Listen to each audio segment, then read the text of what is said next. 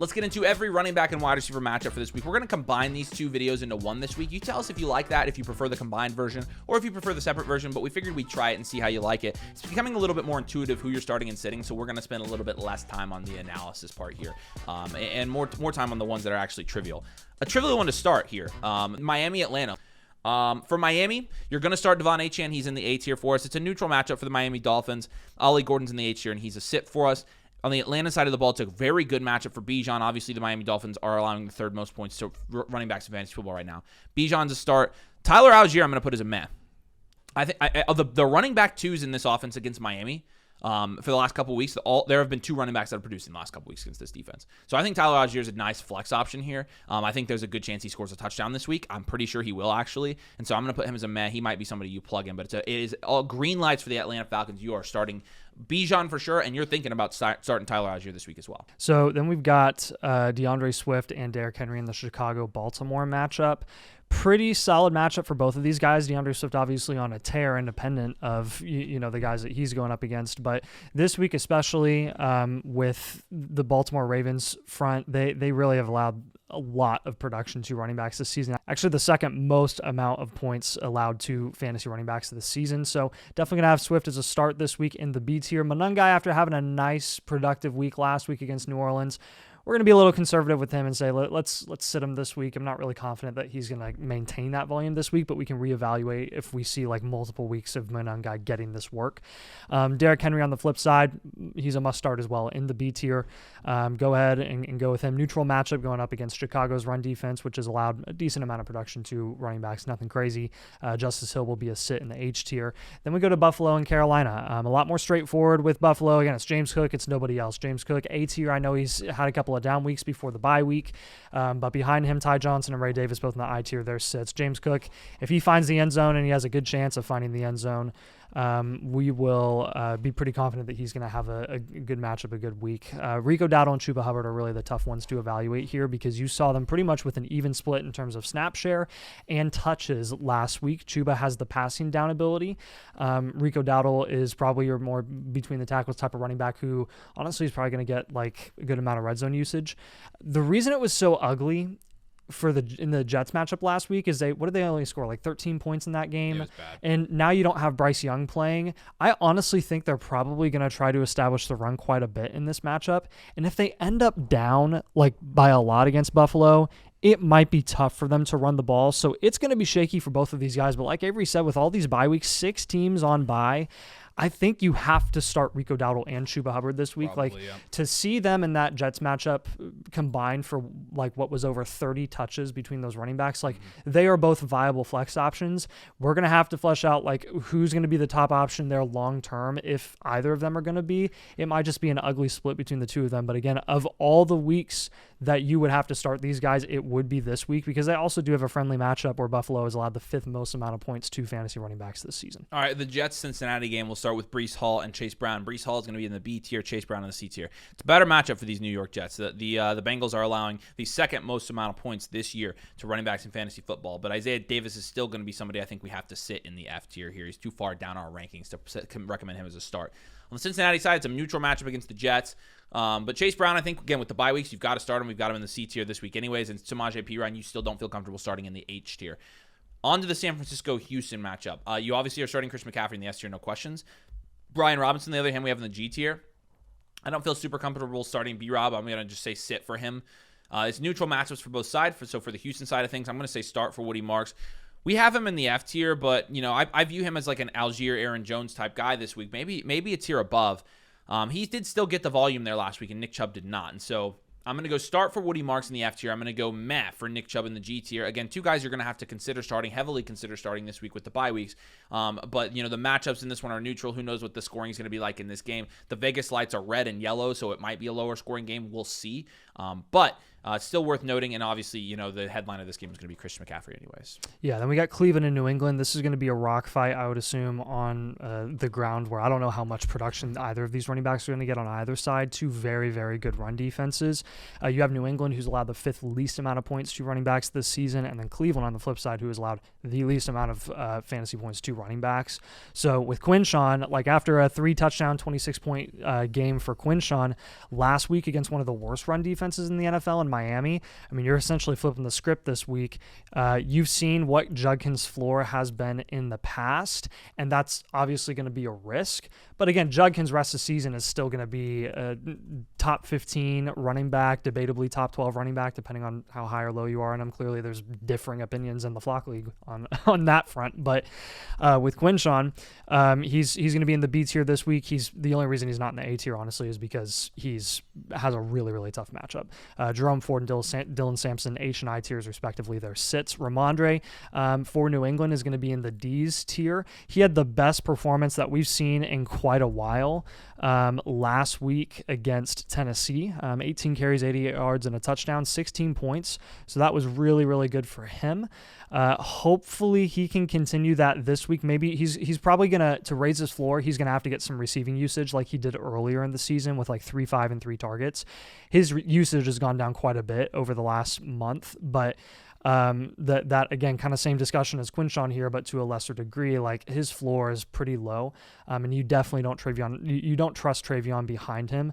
But again, with that volume that you saw last week with Ramondre, with his snap share going up, Henderson's going down, 75% snap share, which is the highest we've seen all season for Ramondre. He's a must start in the D tier. And then Henderson's going to be a sit from here on out. And then we got Scadaboo and Saquon in the Giants-Philly matchup. This one a lot more straightforward. Scadaboo and Barkley, both B-tier running backs this week. Solid matchup for Cam Scadaboo. Green matchup light for him. You got the 8th most amount of points to fantasy running backs allowed by the Philadelphia Eagles defense. As good as the Eagles are as a squad, they have been a little vulnerable on the run. Tyron Tracy did salvage his week last week coming back healthy with a touchdown. He ended up with 10 points, but he's going to be in the F tier this week. I'm not comfortable starting him.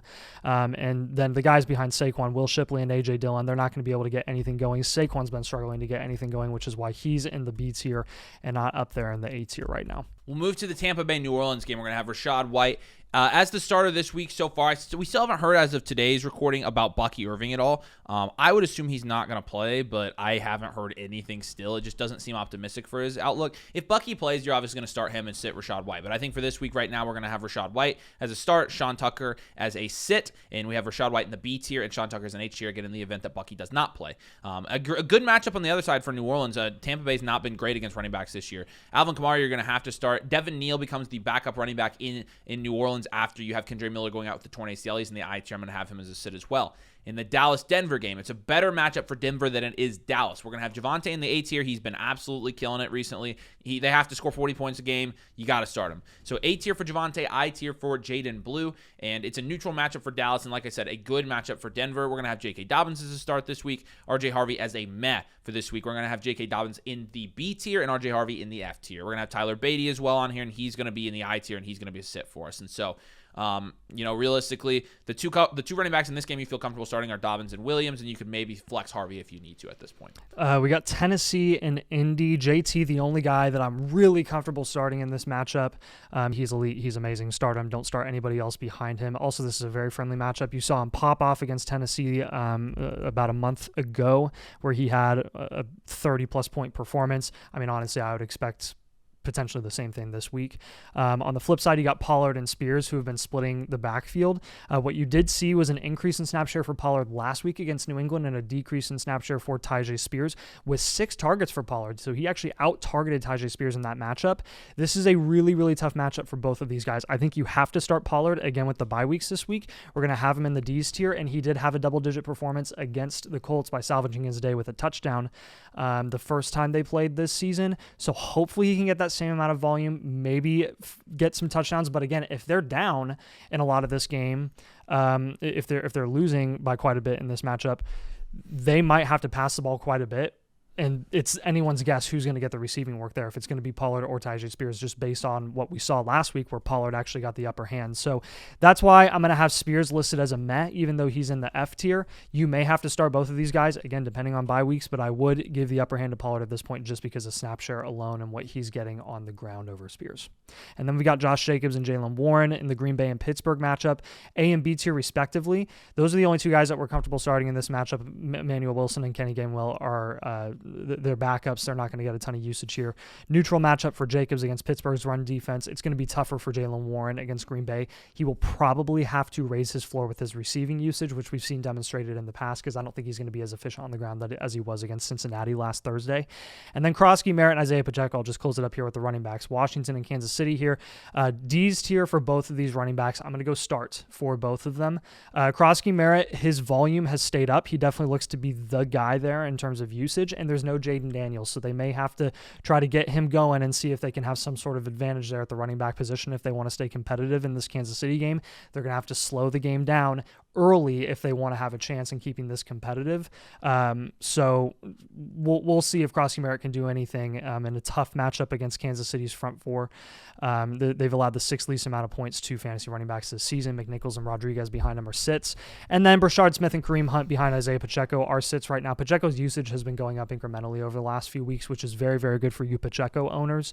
And it makes me comfortable to say, like, yeah, I would start him this week, because if there's a chance that Kansas City gets the lead very early in this game and Washington's game plan doesn't work, and then they just kind of establish the run and try to run out the clock for the rest of the day like they did against Vegas. That's very possible with no Jaden Daniels. We'll see what happens here, but I think Pacheco's a pretty solid start. All right, let's move over to wide receivers now. Again, we're going to combine these this week. We'll start with Miami, Atlanta. We'll start on the Miami side. This is a tough matchup for Miami. Atlanta has been extremely good against wide receivers this year. But Jalen Waddle's still going to be a start for us in the D tier, and Malik Washington a sit for us in the I tier. Also a very tough matchup for the Atlanta Falcons here. Miami, while they've been really bad against running backs, they're not that bad against wide receivers. The seventh least amount of points to wide receivers this year in fantasy football. So for that reason, London in the A tier, he is a start for us still. Darnell Mooney in the F tier is going to be a meh for us. Worth noting that Drake London has typically had a lot lower ceiling when Darnell Mooney's on the field. We'll see if that comes to fruition in this game, but it is worth noting that as well. Again, we're starting the alphas here in London and Waddle this week in this matchup. And we got Chicago and Baltimore. The only two guys that I'm comfortable starting in this matchup are going to be Rome and Zay Flowers, the respective wide receiver ones in each of their offenses.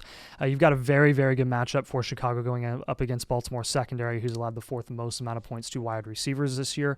And honestly, pretty solid for Zay Flowers as well. Chicago has allowed a lot of production to receivers, the ninth most this season. So with Lamar Jackson coming back healthy, I do feel good about Zay Flowers. I think his floor is just very high with the volume that he's going to get here. A and B tier for Rome and Flowers respectively. DJ Moore at this point, guys, I just want to highlight him because I think a lot of people are going to be tempted to potentially flex him this week, and if you can help it, I would avoid it. DJ Moore is averaging 9.5 points per game this season. He is the wide receiver 49 on the year.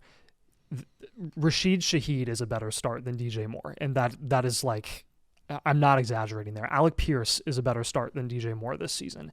He is, I mean, even in a good matchup, I don't feel good about DJ Moore. I don't think anybody does. Like it is not good for DJ Moore. So I'm not starting him this week. I'm sorry. Zacchaeus behind him in the I tier is also going to be a sit with Rashad Bateman there as a sit as well, kind of a deep threat. Khalil Shakir and Tet McMillan, the top two guys, top two options for Buffalo and Carolina in that matchup. Andy Dalton has shown that he can help wide receivers produce in that offense in the past. So I think Tet will be fine. I'm cool starting him this week. Khalil Shakir, you know exactly what he is, right? He can have a double-digit 15-point game, or he could have 7 or 8 points, depending on his target volume, kind of the game script, how it's going in this matchup. Is James Cook going to get a ton of touchdowns, or is it going to be the tight ends? Is it going to be Shakir? You just don't really know any given week, but this is one where I'm comfortable starting both of these guys because you got Allen throwing the ball to Shakir. He's a solid flex option, and then Tet McMillan, he is a number one in an offense that likes to get him the ball. Hopefully his volume can go up this week. But behind them, Keon Coleman and Xavier Legette. I'm not really buying the Legette hype after 1 week of him, having a phenomenal showing of like 24, 25 points. It was pretty wild.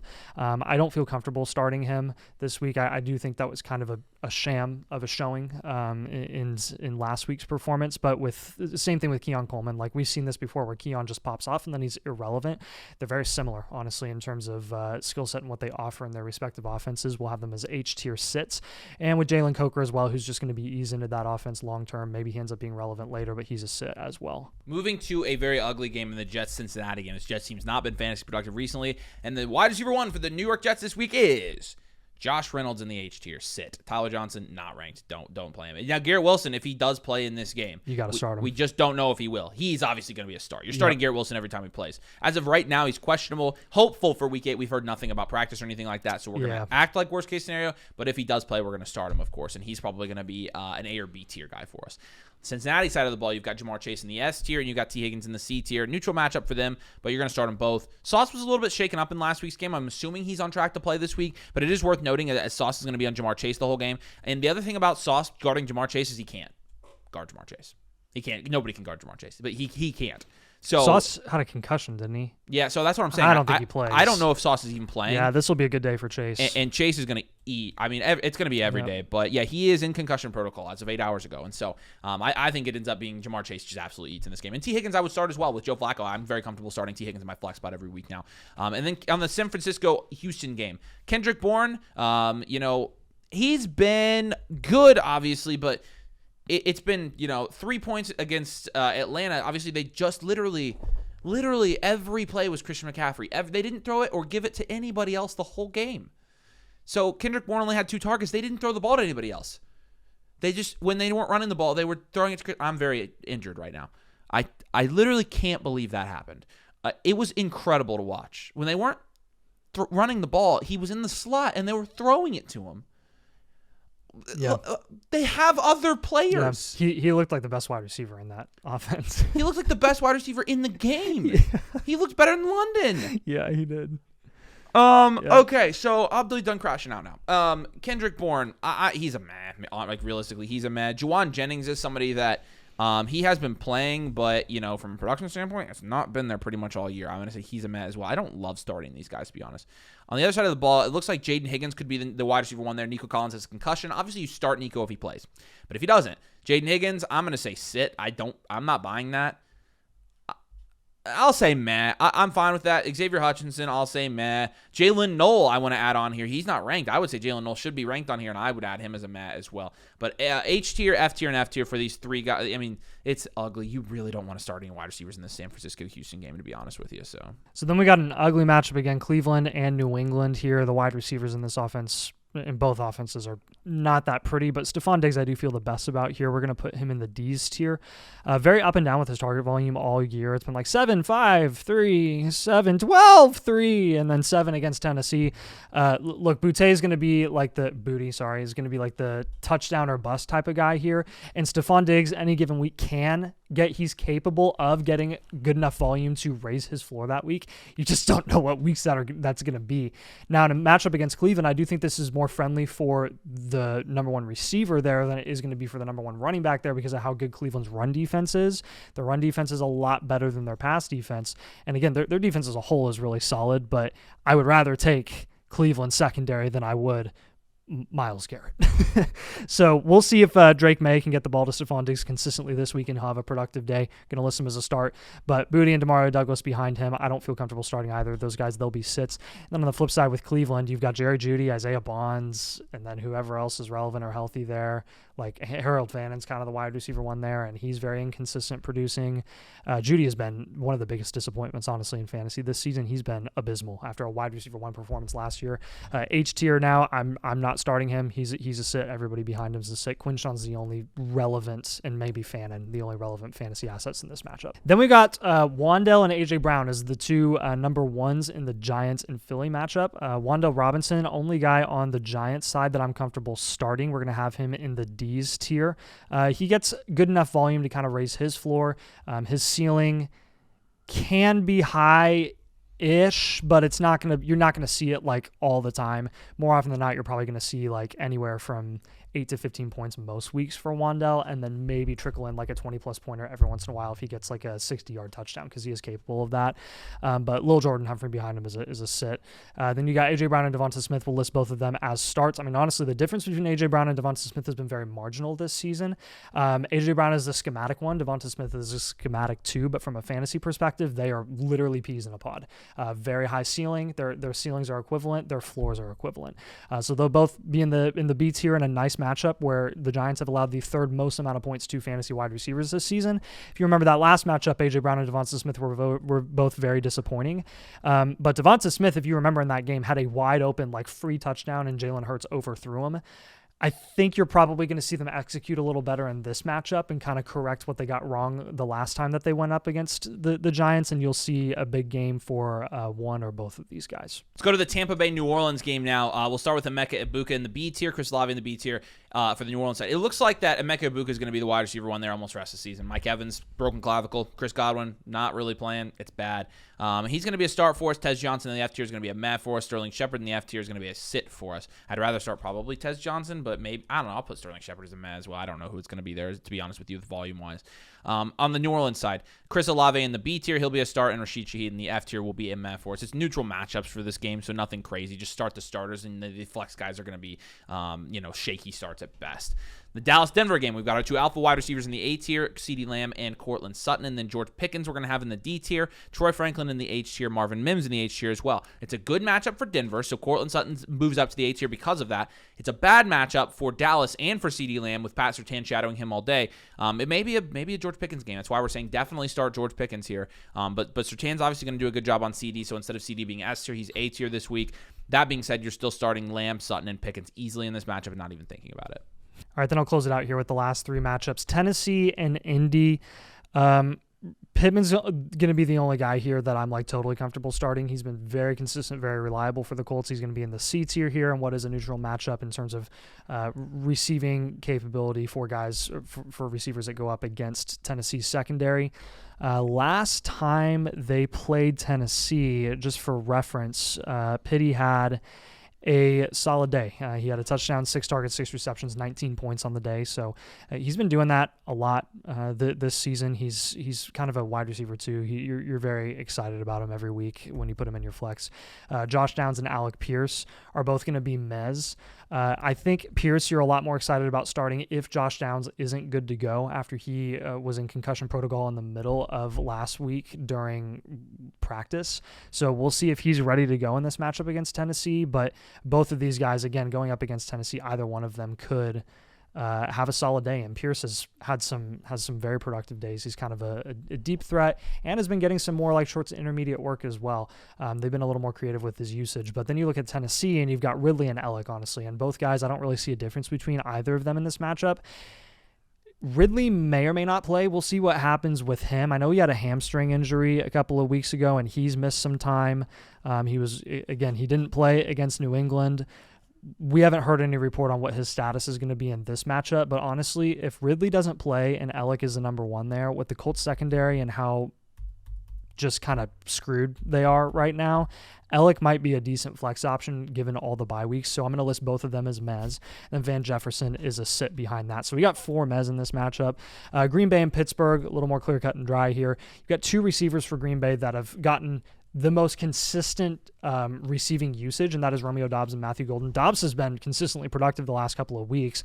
Golden just continues to get the same amount of work that he's been getting, and we're just waiting for him really to get into the end zone. He hasn't found the end zone yet this season.